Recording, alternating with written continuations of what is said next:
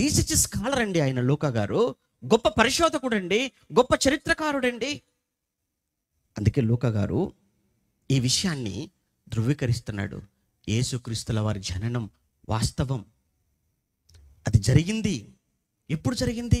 ఇదిగో కైసర్ ఔగుస్తు ఆయన పరిపాలనలో ఉన్నాడు. ఆ సమయంలో, ఆయన పరిపాలనలో ఉంటున్న సమయంలో ఆయన ప్రపంచానికి ప్రకటన ఇచ్చాడు. మీరందరూ కూడా మీరందరూ ప్రజాసంఖ్యలో వ్రాయబట్టడానికి మీ ప్రాంతాలు ఏవైతే మీ ప్రాంతాలకు మీరు వెళ్ళిపోండి, అక్కడ మీ పేరు నమోదు చేసుకోండి అని ఆయన అనౌన్స్మెంట్ ఇచ్చాడు. ఆ అనౌన్స్మెంట్ ఇచ్చే సమయానికి మరియమ్మ గర్భంతో ఉంది. గర్భవతిగా ఉన్న మరియమ్మను యోసేపు వెంటబెట్టుకొని నజరేతు నుంచి బయలుదేరాడు. ఎక్కడికి బయలుదేరాడు? బెత్లెహేముకు. అప్పుడు మీరు అనొచ్చు, ఎందుకు బెత్లెహేముకు బయలుదేరాడు? ఒకటి ప్రవచనం. ఏంటి ఆ ప్రవచనం? మీకు తెలుసు అనుకుంటా, ప్రవచనం తెలుసు కదండి. మీకా గ్రంథం 5వ అధ్యాయంలో మీకా గారు రాస్తారు కదా, యోదయ దేశపు బెత్లెహేమ అంటే మాట్లాడతారు. బెత్లెహేము ఎఫ్రాతా అని మాట్లాడతాడు.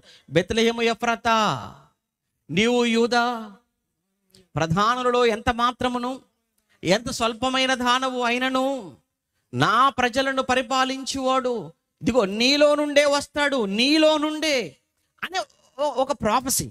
అదే సమయంలో యోసేపు మరియలు ఇరువురు కూడా వాళ్ళ పూర్వీకులు వాళ్ళందరూ ఎక్కడ వాళ్ళంటే బెత్లెహేముకు చెందినవారు.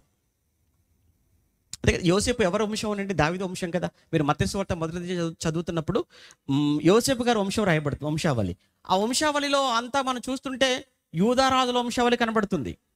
యూదారాజులు అంటే దావీదు వంశం అంతా కనబడుతుంది.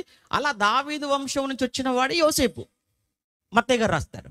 ఇప్పుడు దావీదు ఎక్కడ వాడు? మరి దావీదు ఏ ఊరి వాడు? మీకు తెలుసు కానీ దావీదు ఏ ఊరి వాడు? బెత్లెహేము. దావీదు ఏ ఊరండి? బెత్లెహేము అండి. సమూయేలు గ్రంథం మొదటి గ్రంథం 16 చదువుతున్నప్పుడు దావీదును సౌలును తొలగించి దావీదును అభిషేకించమని సమూయేలును పంపించే సమయానికి ఆ దావీదు తండ్రి గారు యెషయి గారు దావీదు ఫ్యామిలీ అంతా ఎక్కడుంటారు? బెత్లెహేములో ఉంటారు. దావీదు ఫ్యామిలీ బెత్లెహేములో ఉన్నారు వాళ్ళంతా కూడా. ఆ దావీదు వంశం నుంచి వచ్చిన వాడే ఎవరు?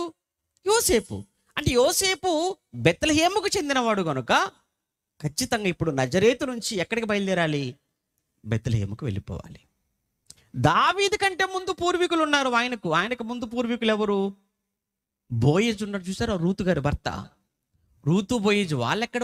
వాళ్ళు బెత్లెహేముకు చెందినవారు కనుక రూతు బోయేజు వారు బెత్లెహేము, వారి నుంచి వచ్చిన యెషయి కుటుంబం బెత్లెహేము, వారి నుంచి వచ్చినటువంటి యోసేపు ఆయన బెత్లెహేముకు చెందినవాడు. అందుకు ఎప్పుడైతే ప్రకటన జరిగిందో వీళ్ళు బయలుదేరారు. ఎక్కడికి? బెత్లెహేముకు బయలుదేరారు. బెత్లెహేముకు వచ్చారు. నిజంగా బెత్లెహేముకు రావడంతో చూద్దాం. బెత్లెహేముకు వచ్చారు. అలా యోసేపు, అదే 4వ వచనం చెప్తాడు, యోసేపు దావీదు వంశములోను గోత్రములోను పుట్టినవాడు గనుక తనకు భార్యగా ప్రదానము చేయబడి గర్భవతి అయి ఉండిన ఆయనతో కూడా ఆ సంఖ్యలో వ్రాయబడుటకు గలిలయలోని నజరేతు నుండి యూదయలోని బెత్లెహేమును దావీదు ఊరికి వెళ్ళాను. దావీదు ఊరది. ప్రియులారా, మనం చాలా సింపుల్గా చదివేసుకుంటున్నాం, కానీ మనం చదువుకున్నంత సులువుగా జరగలేదండి. మనం పాడతాము, సులువుగా పాడేస్తాము, సులువుగా చదివేస్తాము, సులువుగా మాట్లాడేస్తాం. కానీ ఒక్కసారి ఆ సిచ్యువేషన్స్, ఆ సంఘటనలు జరిగినప్పుడు నిజంగా ఆ ప్లేస్లో మనం ఉంటేనో, నిజంగా వాటిని కాస్త మనసు పెట్టి ఆలోచిస్తేనో గుండె బరువెక్కుతుందండి, మనసంతా భారంగా మారిపోద్ది. ఎందుకో తెలుసా? వారు బయలుదేరాలి. చాలా పేదవాళ్ళు, చాలా అంటే చాలా కఠినమైనటువంటి పేదరికంలో ఉన్నవారండి. మరియ యోసేపులు ధనవంతులు కాదు, మిడిల్ క్లాస్ కూడా కాదండి, కటిక దరిద్రులు అనమాట వాళ్ళు. అంత దరిద్రమైనటువంటి దారిద్ర రేఖకు దిగువన ఉన్న కుటుంబంలో యేసుక్రీస్తుల వారు వచ్చాడు, జన్మించాడు. గాడిద మీద కూర్చోబెట్టుకున్నాడు. ఎక్కడో పైన గలిలయ ఉంటుంది. మీరు మ్యాప్లో మీరు చూస్తే చివర్లో మీకు కనబడుతుంది. ఎక్కడో చివర్లో పైన ఉంటుందండి గలిలయ. ఆ గలిలయలో ఆ కానాకు దగ్గరగా ఉంటుంది నజరేతు. అక్కడి నుంచి బయలుదేరి సమరయ దాటాలి. కానీ సమరయులకు వెళ్ళరు వాళ్ళు. ఎందుకు సమరయకు వెళ్ళరు అంటే వీళ్ళు యూదులు, వీళ్ళు సమరయులు. యూదులకు సమరయులకు యేసుప్రభు వచ్చినంత వరకు ఏమీ లేదు, వాళ్ళకి మాటలు లేవు. వారికి సాంగత్యం లేదు. అందుకే కదా సమరయ స్త్రీ యేసు ప్రభుతో అంటుంది, అయ్యా నీళ్ళు నువ్వు అడుగుతున్నవిటయ్య మమ్మల్ని, అసలు మీకు మాకు ఏం లేదు, సాంగత్యం లేదు కదా. అంటే యేసు ప్రభు వచ్చినందుకు యూదులకు వారికి అసలు సాంగత్యం లేదు. వాళ్ళు ఎట్టి పరిస్థితుల్లో యూదులు ఈ సమరయ గుండా వెళ్ళరు, వెళ్ళటం నిషేధం. మరి ఎలా వెళ్ళాలి? ఆ పైనుంచి ఏమంటే కానా నజరేతు నుంచి అలా వచ్చేసి అలా ఎడమ వైపుకి తిరిగితే అక్కడ యోర్దాను దాటాలి. యోర్దాను దాటి అలా చుట్టూ తిరిగి పెరియ ప్రాంతానికి వచ్చి మరలా అక్కడ యోర్దాను దాటితే తప్ప వాళ్ళు యోదయలో ప్రవేశించారు. అబ్బో, డైరెక్ట్గా వస్తే మహా అయితే ఒక 100 కిలోమీటర్లండి. డైరెక్ట్గా వస్తే సమరయ గుండా 100, ఇలా చుట్టూ తిరిగి రావాలంటే సుమారుగా 200-300 కిలోమీటర్లు కాలి నడకన. ఎంత ప్రయాసం, ఎంత భారం అది.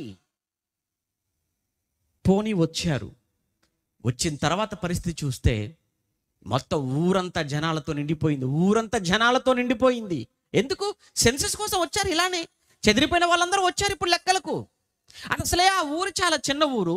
ఆ చిన్న ఊరిలో వెళ్ళిపోయిన వాళ్ళందరూ వచ్చేటప్పటికి ప్లేస్ ఎక్కడా, స్థలం ఎక్కడా?